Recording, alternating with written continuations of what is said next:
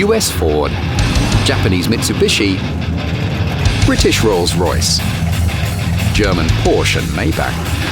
Czechoslovakian Skoda might not seem to fit in. But then there would be no place for Soviet vehicles at all. However, we do have them here in World of Tanks, and they're on a par with their formidable rivals. What is the Skoda-TVP's fate then? Instead of making assumptions, we'll arrange a fully fledged test drive of the new vehicle, and we'll do this in combat conditions. This top-tier Czechoslovakian has a pretty sophisticated name. It's just joined the game, but players have already dubbed the vehicle a Batchat destroyer. But let's proceed to the tests and see if this is true. We'll take a typical situation for the experiment.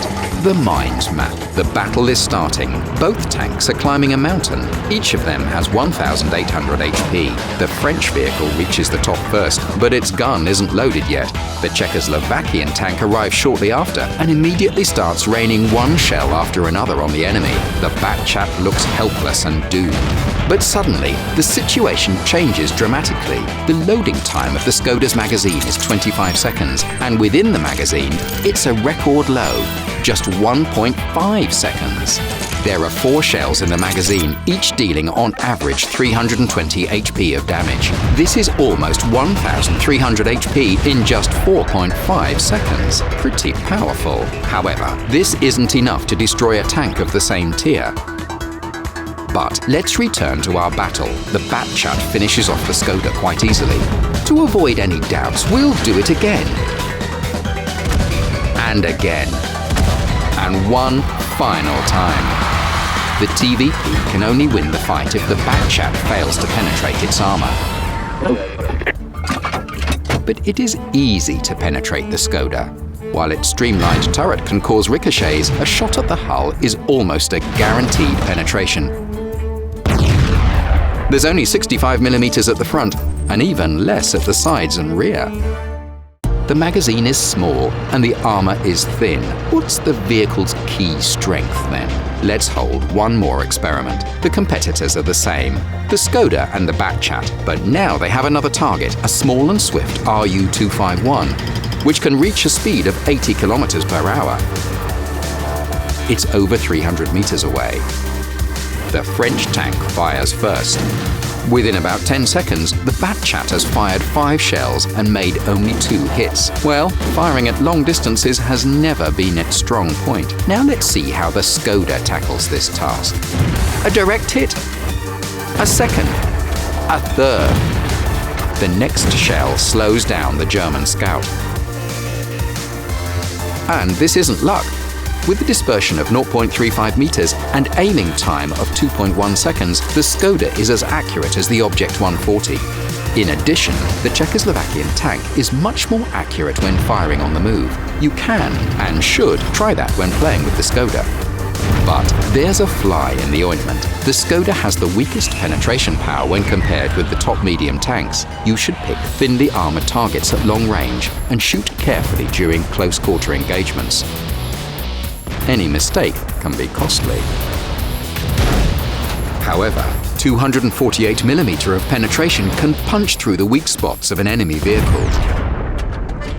As for the equipment, it's better to mount a vertical stabilizer and enhanced gun-laying drive. Besides, a 410-meter view range is perfect for using coated optics. Yet, if you prefer a high rate of fire, you should focus on your crew's comfort. Improved ventilation, the brothers-in-arms perk and Burkti reduce the gun loading time down to 22 seconds. The happier the crew are, the more effective they are. We could have limited our test drive to a standard phrase. The Skoda is an excellent support tank, but this isn't entirely correct.